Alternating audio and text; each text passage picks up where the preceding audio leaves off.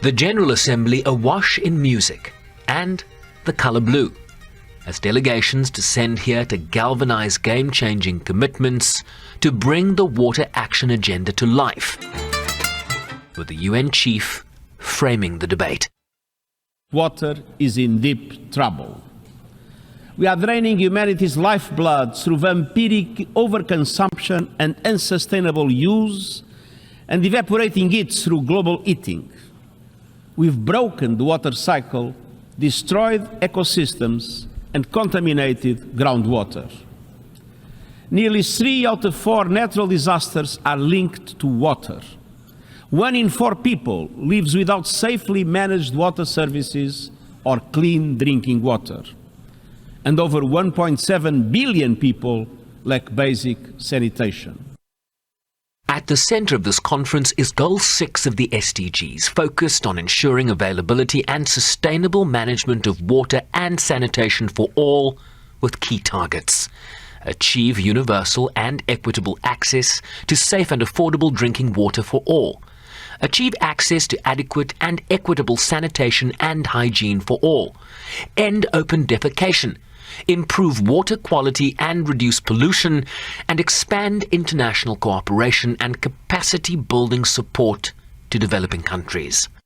This is more than a conference on water. It is a conference on today's world, seen from the perspective of its most important resource. This conference must represent a quantum leap in the capacity of member states and the international community to recognize and act upon the vital importance of water to our world's sustainability and as a tool to foster peace and international cooperation. From water as a key driver across economies and policy making, to the recognition of water and sanitation as a human right. The conference is co-facilitated by Tajikistan and the Kingdom of the Netherlands, that pointed to water as the defining issue of our time. Leonardo da Vinci was absolutely right when he said that water was the driving force of nature. That driving force is now under threat. We face a future with too much or too little water, or water supplies that are too polluted.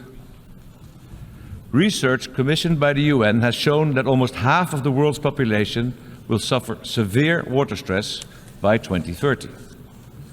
Not just stress, but severe stress.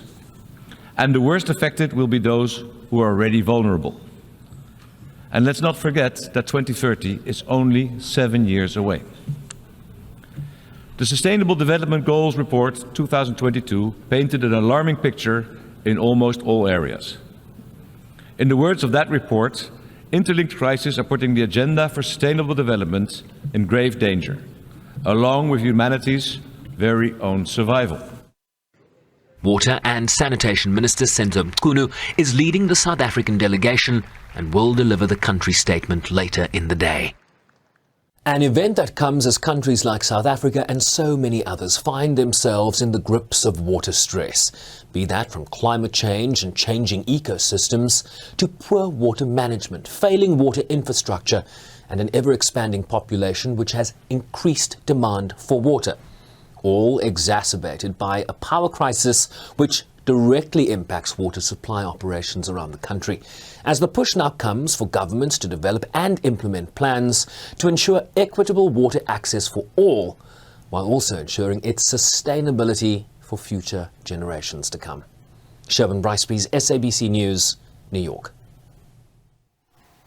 Well, the Department of Water and Sanitation Minister Senzo Mchunu will lead a South African delegation to that United Nations Water Conference taking place in New York.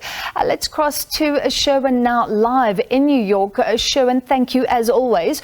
So for the next 3 days, all these people will come together representing government, civil society, the private sector. What does success look like after the discussions in New York?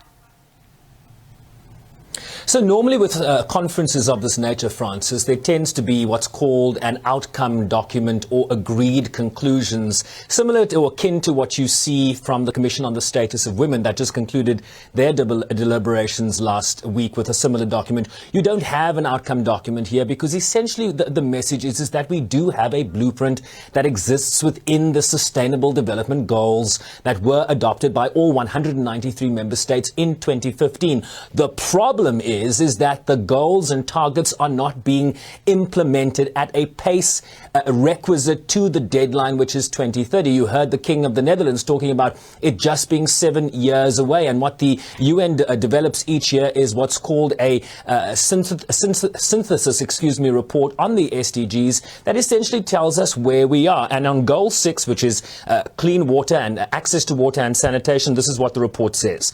Unless progress picks up dramatically, billions of people will still lack these essential services by 2030.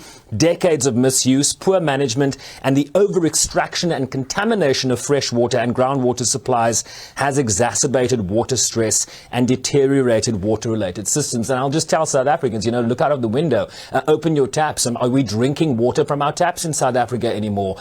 Issues of pollution and contamination, poor water management. These are some of the issues that they are going to be grappling with here. And so they're also expecting new pledges and commitments. We heard from the United States ambassador yesterday, Francis, who made new pledges here for this conference. Let's listen to what Linda Thomas-Greenfield had to say. Watch.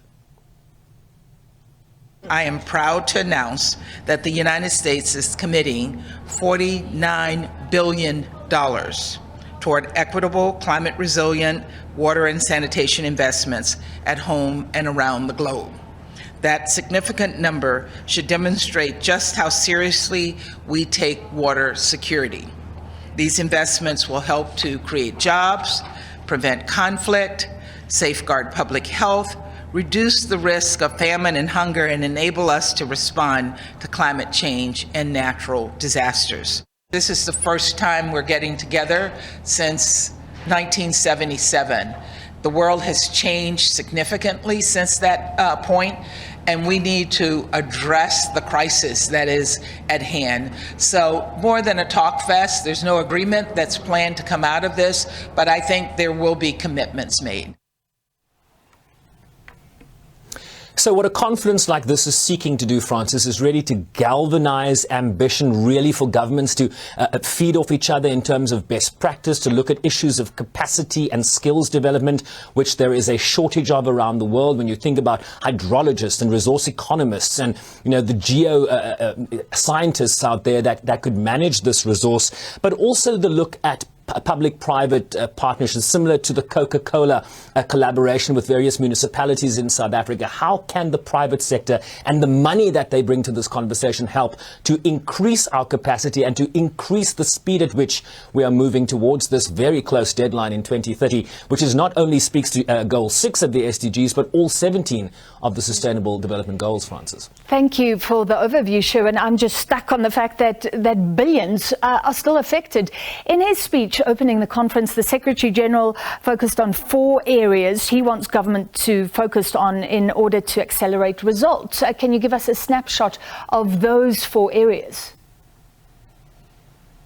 Yeah, really seeking to sort of summarize what he expects governments to do here is Antonio Guterres. The 4 points, he talked about closing the water management gap, essentially a capacity building. There is a dearth of skills out there. We need more skills. So this is a collaboration not only from water and sanitation, but the education departments in South Africa or education departments around the world and the money required to upskill various graduates.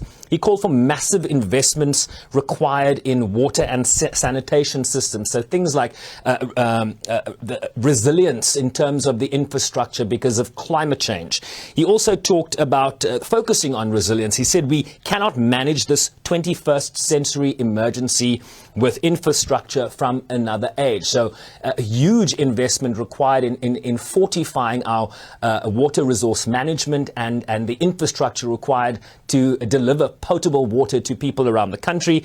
And then, of course, the other side of this conversation are the impacts, which cannot necessarily fully be controlled by human behavior, but the issue of climate change and really galvanizing support around the climate change agenda so as to fortify Goal 6, which is the provision of clean water and sanitation here. All right, thank you very much. Sherwin Bryce-Pease live from US, our correspondent there. Sherwin will be in conversation with Water and Sanitation Minister Senzo Mchunu live from New York just after 10 o'clock, by the way. That'll be on tonight's edition of The Globe, right here on the SABC News Channel.